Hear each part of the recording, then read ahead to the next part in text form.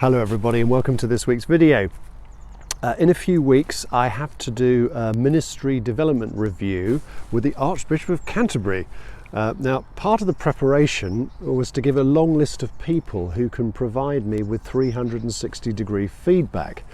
It's always a nerve-wracking process. The first time I had to do it was as part of a leadership development program 20 years ago. The responses came as quite a shock. All sorts of character flaws were laid bare. Most alarming was the several I hadn't even been aware of, and the others were things I had been accused of in the past and flatly denied.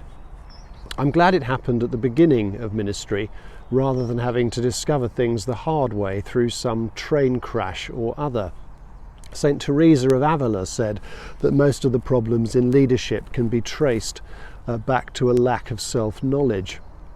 So I'm hoping that my feedback people will be kind, but more importantly that they'll be honest.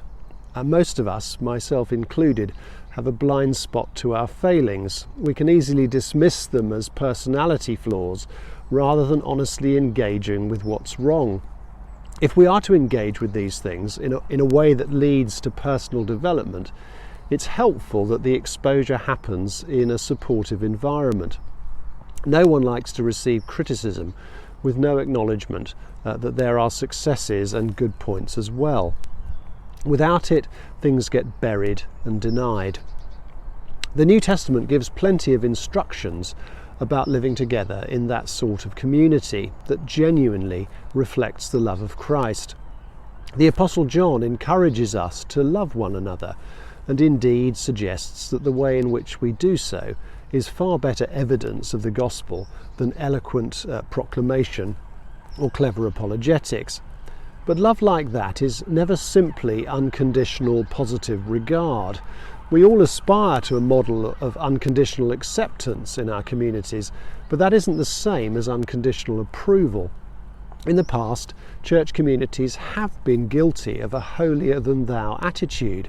The reputation that Christians have sometimes had of judgmentalism isn't without foundation. To compensate for this, we quite rightly emphasize God's love rather than his judgment, although they are in fact two sides of the same coin. The last thing many of the broken and hurting people in our society need is a message of disapproval that communicates sin as the only thing that defines them. God's first word over creation, including humanity in the Genesis story, was to look at everything he'd made and declare it to be very good. Both love and indeed sin have rich meanings in our tradition, neither of which have much to do with contemporary understandings of love being about feelings or sin being about condemnation. What Jesus and Paul make clear is that no one is in a position to pass objective judgment on anyone else, since every time you point the finger, you find four pointing back at you. All have sinned and fallen short of the glory of God, says Paul in Romans 3:23. If you want to exclude sinners from the church, then we'd all have to stop going. The wonderful truth of the gospel is that the reality of our condition is laid bare before Jesus, and he doesn't turn away.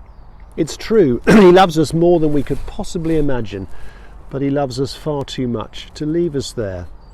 In this time of Lent, we dare to bring the reality of our brokenness to Christ, confident that we will encounter deep love and forgiveness.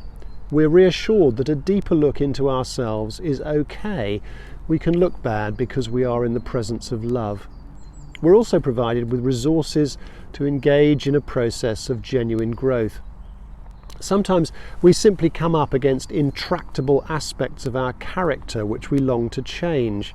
We wish we were less irritable or kinder or more patient or more aware of those around us. In the presence of Christ, we discover that naming these things is safe and hope can be released by the power of the Spirit to be different. Many people in our society carry guilt around with them. They don't know what to do with it. It gets suppressed or denied. I'm not talking here about a proper response to bad things we've done. There is such a thing as false guilt. That's one of the reasons I'm so committed to the Alpha course. There's something wonderful to walk with people on that journey as they begin to realise that God is for them, that forgiveness is tangible and available as a gift, not as something that requires religious striving. It's wonderful as people begin to realise that this Christian faith isn't just subjective feelings, but based on significant historical reality.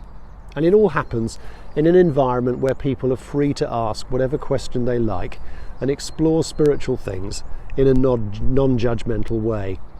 So if you're asking these sorts of questions, I'd love to invite you to join us on that journey next week. All the details you need and how to sign up are on the Hereford Diocesan website. The link's on the screen. And in this Lenten journey, may all of us go deeper into the infinite, forgiving, transforming love of God.